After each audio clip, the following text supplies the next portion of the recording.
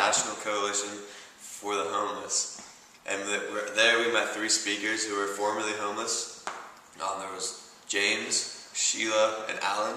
And they told us our stories of how they became homeless via circumstances. So it's kind of unique because all of them generally had good lives before they became homeless, and it just kind of showed that everyone, no matter who you are, you can become homeless if anything happens. So Alan was our first speaker, and he spoke about how he used to make a lot of money and he had a good family and everything, but he suffered from depression. And so through depression, he started spending a lot of money on self-medications and things to try to make him feel better and just get rid of his depression. And that led to him losing his job, blowing all of his money, and then eventually becoming homeless.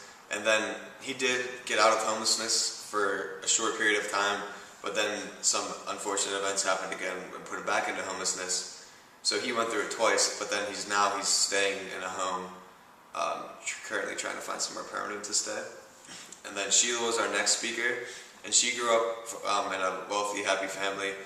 Everything went well, and then at one point in time, her parents passed away, and then she had some run-ins. She didn't have any run-ins, but there were problems with the court and the law because her father died without signing a will, and so her property and all her things were given away to the lawyers, and so she kind of got kicked to the dust there.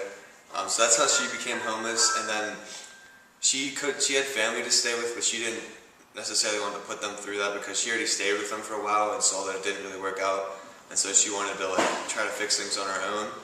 And so she went to stay in a shelter and for a few months, and then she finally got her own apartment after realizing that the system for the homeless wasn't very well organized, and so she took matters into her own hands, and now she's staying in a permanent apartment. And then James was our last guy, and he was fun. He was a funny guy. He became homeless, and he was struggling a lot, and he kind of gave us a different perspective.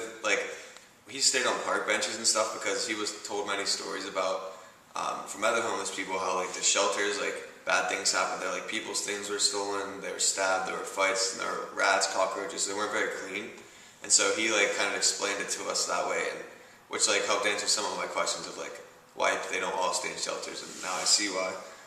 So he was very informative.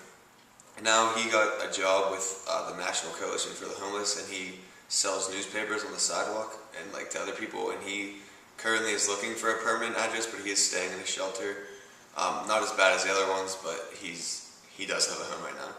But all in all 3 of them gave us some good insight of the homeless people and their experiences they've had with homelessness.